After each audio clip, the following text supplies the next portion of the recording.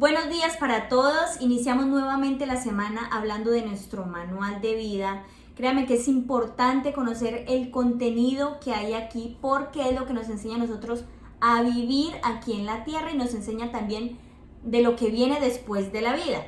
Entonces, precisamente vamos a hablar del tema de por qué se nos hace tan difícil entender este libro si ese era el fin de Dios para nosotros, que nosotros entendiéramos nuestro manual de vida. Pero a veces cuando lo empezamos a leer solamente vemos historias, lo vamos viendo como si fuera un cuento donde hay sangre, donde hay muerte, donde hay castigo. Y de esto es lo que más habla la gente que quiere juzgar y criticar este sagrado libro. Pero entonces se enfocan poco en lo que realmente es el trasfondo de él. ¿Pero por qué? Porque no lo entienden y no lo van a entender mientras sigamos teniendo esa visión. Entonces vamos a empezar con el ejemplo de hoy. Usted entra a trabajar a una empresa, usted le entregan un librito que se llama el Código de Conducta. Ahí usted tiene sus derechos, pero también tiene sus deberes como empleado, el cual es importante que usted conozca porque puede perder su puesto de trabajo si no los conoce. Asimismo, hizo Dios cuando nos mandó aquí a la tierra a vivir. Nos dio un código de conducta que se llama la Biblia, que es nuestro manual de vida. No es un libro religioso, pero sí es un libro sagrado y por eso las personas usualmente no lo pueden entender cuando lo empiezan a leer. Pero hoy vamos a conocer por qué Dios dejó este libro para nosotros, cuál es el fin de que lo podamos entender también. Entonces, vámonos a 2 de Timoteo 3, 16, 17. Primero vamos a ver qué es esta instrucción. Dice: toda la escritura es inspirada por Dios, útil para enseñar, para reprender, para corregir y para instruir en la justicia, a fin de que el siervo de Dios esté enteramente capacitado para toda buena obra. Este manual nos capacita, nos corrige, nos instruye, o sea, si vamos mal, nos vuelve y nos endereza el camino. Si no sabemos, nos instruye, nos enseña y nos llena de sabiduría. Nos corrige también, ya lo habíamos hablado ahora, y nos capacita para nosotros poder tener una buena vida en esta tierra. Ahora, no es que usted no vaya a tener problemas, los vamos a tener, pero también hay aquí la instrucción para afrontarlos, para llevarlos y para solucionarlos. Entonces, dígame si no es importante que usted conozca el libro que lo hace usted un ser integral, que lo capacita realmente de cómo poder usted evitar cometer muchos errores en su vida. Entonces, este libro nos enseña a nosotros cómo desarrollarnos financieramente, nos enseña cómo educar a nuestros hijos, nos enseña a nosotros cómo tener un matrimonio en paz, en felicidad, nos enseña cómo nosotros relacionarnos con las personas, pero para hacerlo bien tenemos que conocer este manual y créanme que es muy extenso, por eso es importante que le saquemos el tiempito todos los días. Entonces, no es lo mismo leerse un buen libro que nos enseña, ay sí, cómo hacernos más ricos, cómo ser mejor amigo, cómo ser mejor esposo. Sí, son importantes, pero este libro, el manual de vida, nos vuelve seres integrales. Está todo aquí precisamente reunido en un solo libro. Este libro nos da vida y nos da vida en abundancia a nosotros. Entonces vamos a ver 2 ejemplos de lo que le estoy diciendo a usted, muy sencillos, pero quiero leérselos para que entienda que este libro nos enseña desde cómo hablar hasta cómo y dónde debemos sentarnos. Vámonos a Amós 5:13. Aquí nos enseña sobre cuándo debemos hablar y cuándo debemos callarnos. Dice: por eso en circunstancias como esta, guarda silencio el prudente, porque estos tiempos son malos. Aquí está hablando de un momento en el que nosotros, aunque tengamos la razón, debemos callar, porque no con todo mundo se pelea, no con todo mundo se le tiene que hacer entender las cosas. De hecho, a veces así tengamos la razón, hay personas que no lo van a entender. Entonces, el prudente guarda silencio. Dios nos enseña en qué momentos hablar y en qué momentos no hablar. Pero entonces, para que usted sepa ese tipo de momentos, también tiene que seguir aprendiendo sobre nuestro manual, porque solamente es un pequeño ejemplo que les estoy dando. Vamos a Lucas 14:10 de cómo y dónde debemos sentarnos. Es otro ejemplo. Dice: más bien, cuando te inviten, siéntate en el último lugar, para que cuando venga el que te invitó te diga, amigo, pasa más adelante a un lugar mejor. Así recibirás honor en presencia de todos los demás invitados. Todo el que a sí mismo se enaltece será humillado, y el que se humilla será enaltecido. Dios evita que pases penas, que pases vergüenzas. Te está enseñando que cuando tú quieres ponerte en un puesto más alto, van a haber personas que te van a rebajar y vas a ser humillado delante de todo el mundo.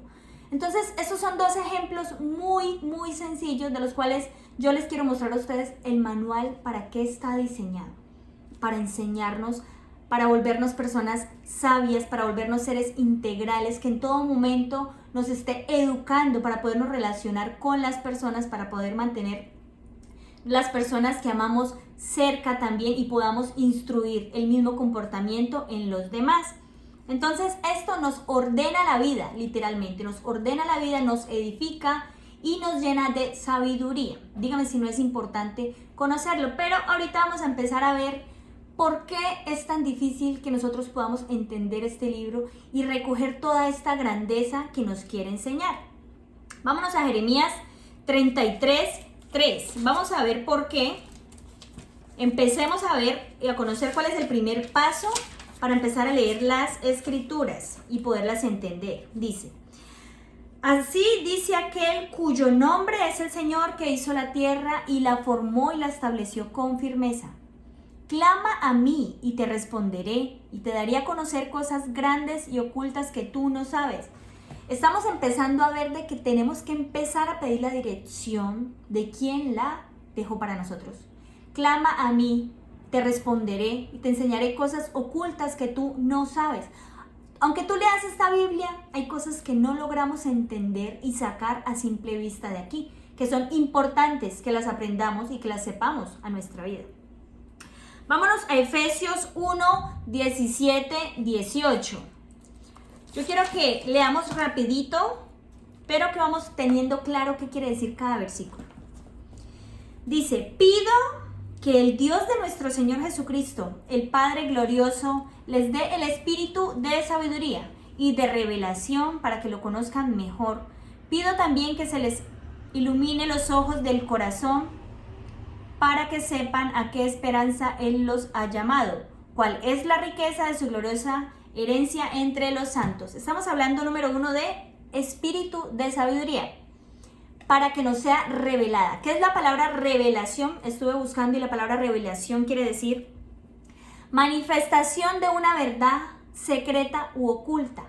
Entonces, en este libro hay algo oculto que Dios quiere que sepa.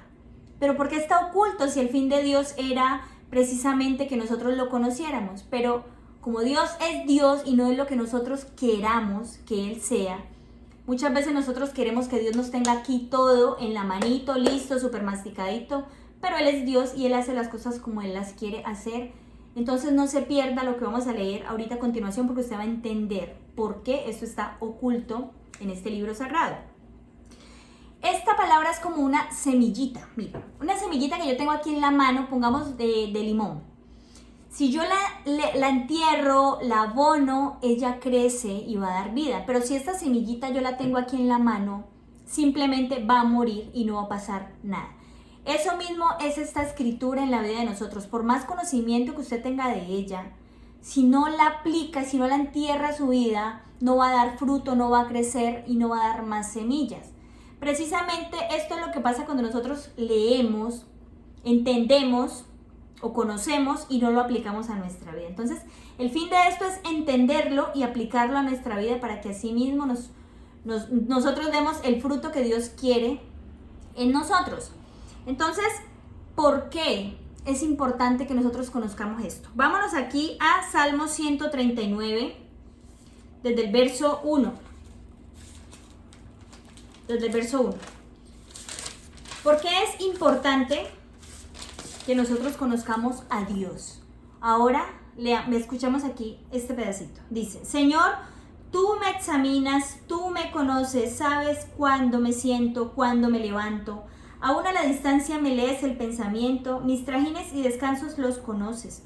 Todos mis caminos te son familiares, no me llega aún la palabra a la lengua cuando tú, Señor, ya la sabes toda.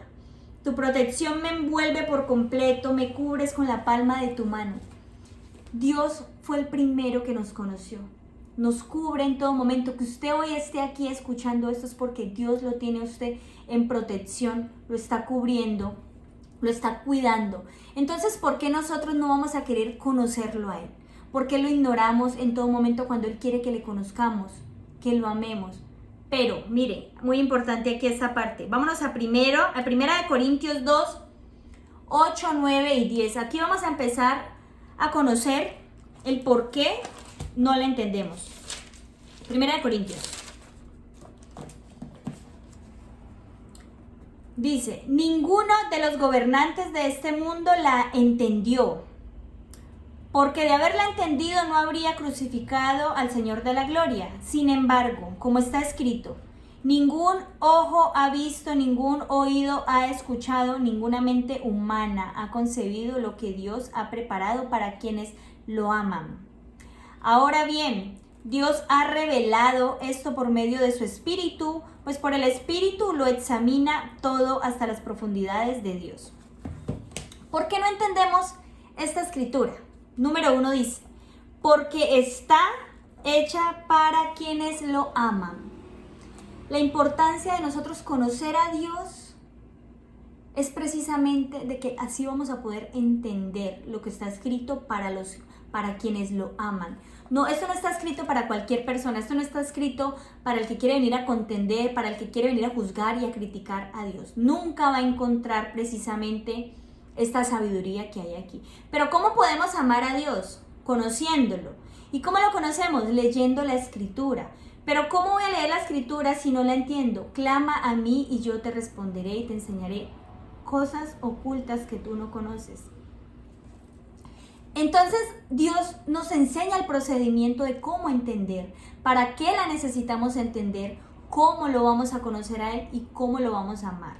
Entonces, esto solamente lo podemos entender si tenemos una necesidad en el corazón. Recuerden que aquí ahora en el capítulo pasado hablábamos de que Dios nos da un espíritu de sabiduría y de que abría los ojos del corazón. Aunque estemos leyendo con los ojos físicos, necesitamos abrir los ojos del corazón para poder entender este libro sagrado. Cuando nosotros empezamos a leerlo con un corazón humilde, con una forma en la que queremos que Dios nos enseñe, nos corrija, nos empiece a enderezar el camino porque lo llevamos torcido, ahí es cuando Dios empieza a abrir los ojos del corazón y a enseñarte lo que realmente está oculto en este libro sagrado para que tú empieces a formar tu vida, a enderezarla y a llenarla de sabiduría. Estábamos hablando ahora de un espíritu de sabiduría.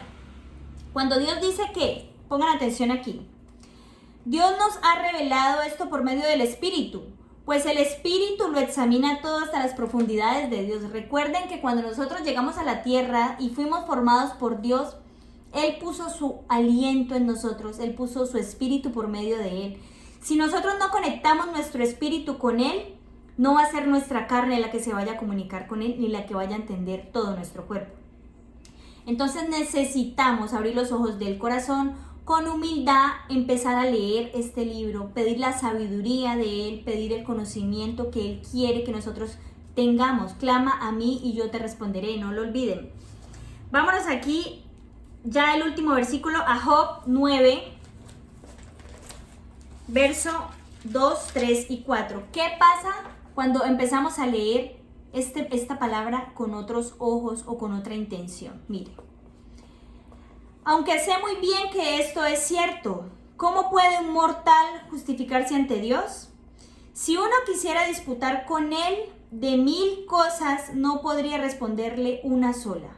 Profunda es su sabiduría, vasto es su poder, ¿quién puede desafiarlo y quién puede ser librado? Si nosotros lo que queremos es justificarnos, leyendo este libro queremos es justificarnos o queremos disputar con Él, mire, ni una sola cosa de 1000 Él nos va a responder, ni una sola cosa Él nos va a hacer entender de este libro.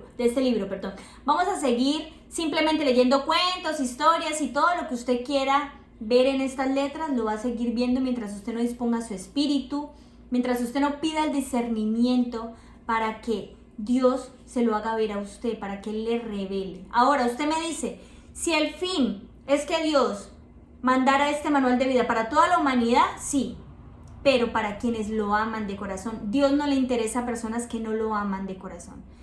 Póngase en el lugar de él por un momento. ¿A usted le interesaría que alguien lo entendiera a usted si no le interesa nada de usted? Sencillamente usted lo deja a su suerte, usted lo deja a un lado. Aunque Dios nos ame a todos, a Él lo que le interesa es quienes lo aman a Él. ¿Cómo lo podemos amar a Él? Conociéndolo. ¿Cómo lo conocemos? Por medio de la Escritura. Pero si no logramos entender la Escritura, le pedimos a Él el conocimiento, pero cuidado que Él conoce nuestro corazón. Asimismo, como Él vea nuestro corazón, va a abrir los ojos de nuestro corazón, va a llenar nuestro espíritu de sabiduría, y créanme que para usted este libro, mejor dicho, yo cuando me siento a leer este libro quisiera no pararme.